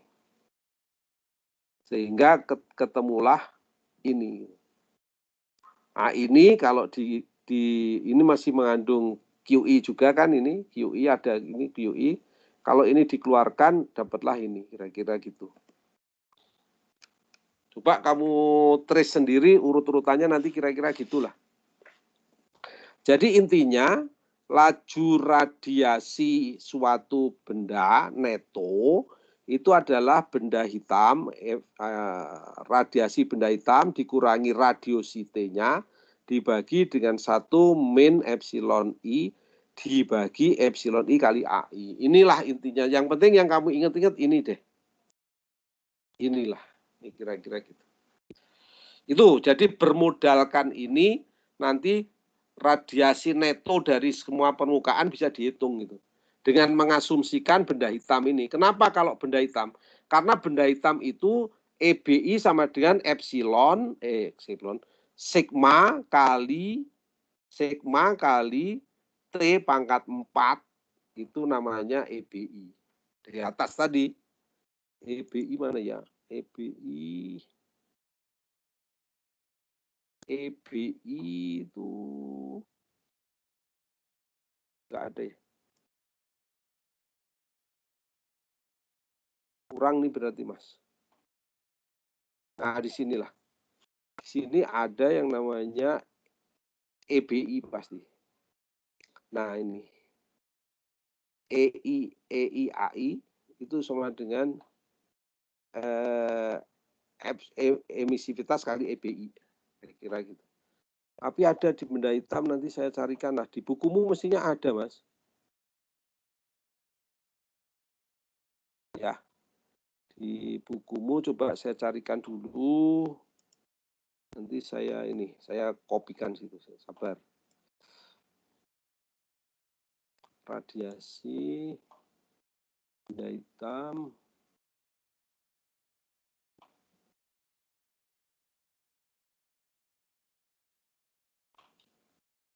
Ini soalnya nggak saya copy semuanya sih. Jadi.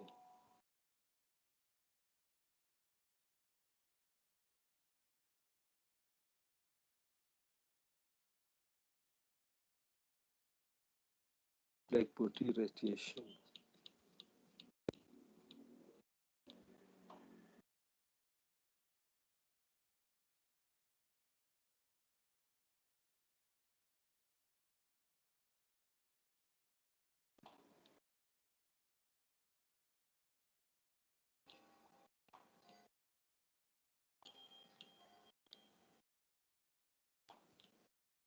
Nah ini yang lupa saya.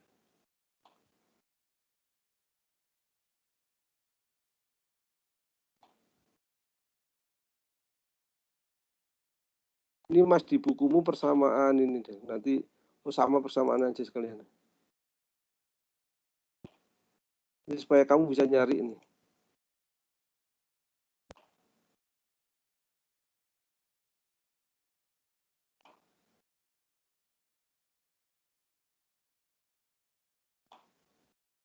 Radiasi benda hitam mungkin di sini.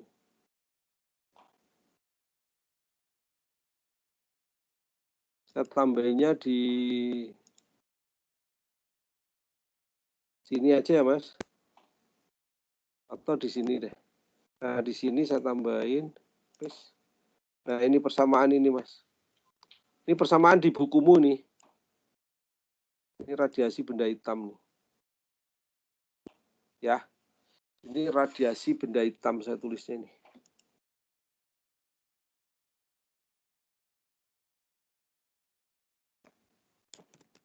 Radiasi benda hitam adalah ini. Radiasi benda hitam adalah ini.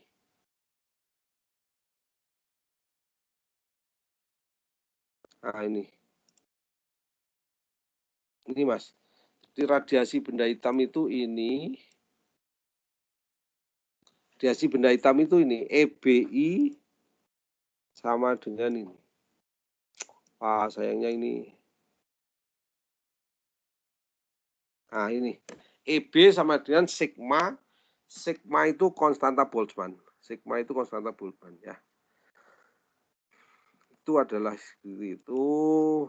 Radiasi benda hitam adalah seperti ini. Jadi EB itu sigma kali T pangkat 4. Makanya ini harus diubah jadi EB.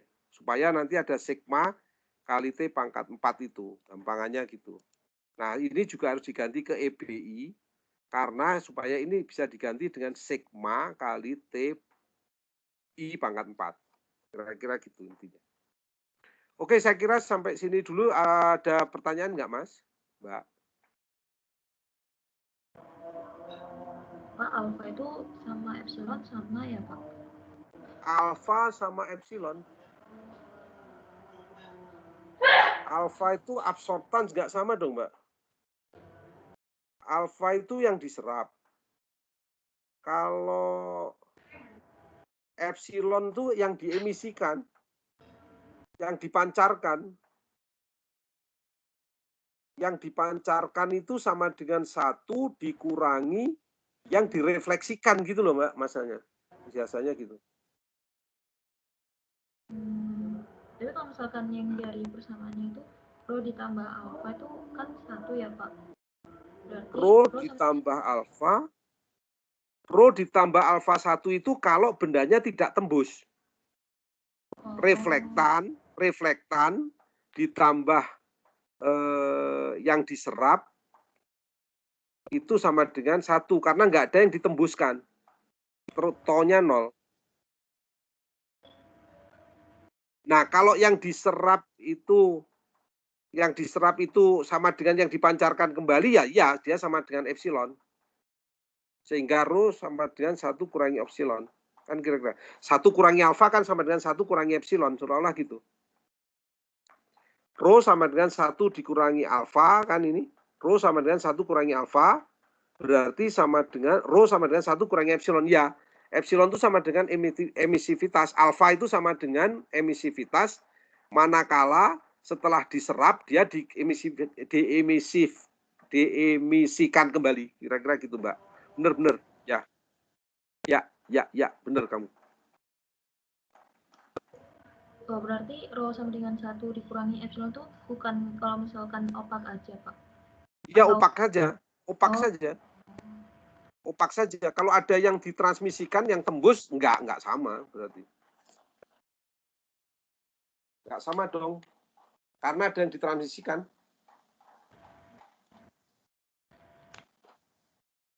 Ini hanya untuk opak ini.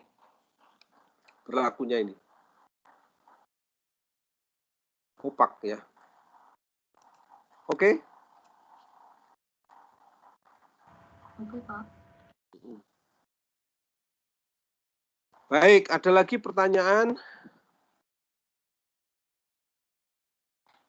Oke, kalau tidak ada, udah hampir maghrib, jadi kita akhiri sekian aja. Nanti minggu depan kita sambung, menyelesaikan radiasi ini, tinggal sedikit ini sebenarnya. Sama contoh-contoh soalnya ya, nanti saya berikan ya, sekalian gitu.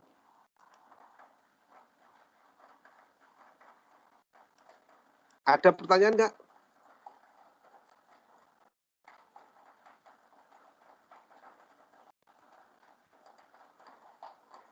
Kalau nggak ada ini saya kirim lagi ya. Ini sudah saya tambahin. Jadi yang tadi jadi kurang baik ya. Kurang lengkap maksud saya. Nggak apa-apa lah. Kamu pokoknya dapat kiriman yang terakhir aja ya. Nah ini loh, nanti itu ada pertukaran radiasi antara permukaan hitam yang membentuk selubung ini sebenarnya ada, kemudian makanya ini minggu depan aja deh, ini ada penurunannya, ada ini masalahnya. Permukaan opak dan lain sebagainya ada. Ya, Alfa. Ya. Ada ini. Oke. Lupa. Hah? Halo, gimana? Enggak, Pak. Makasih, Pak. Iya, udah.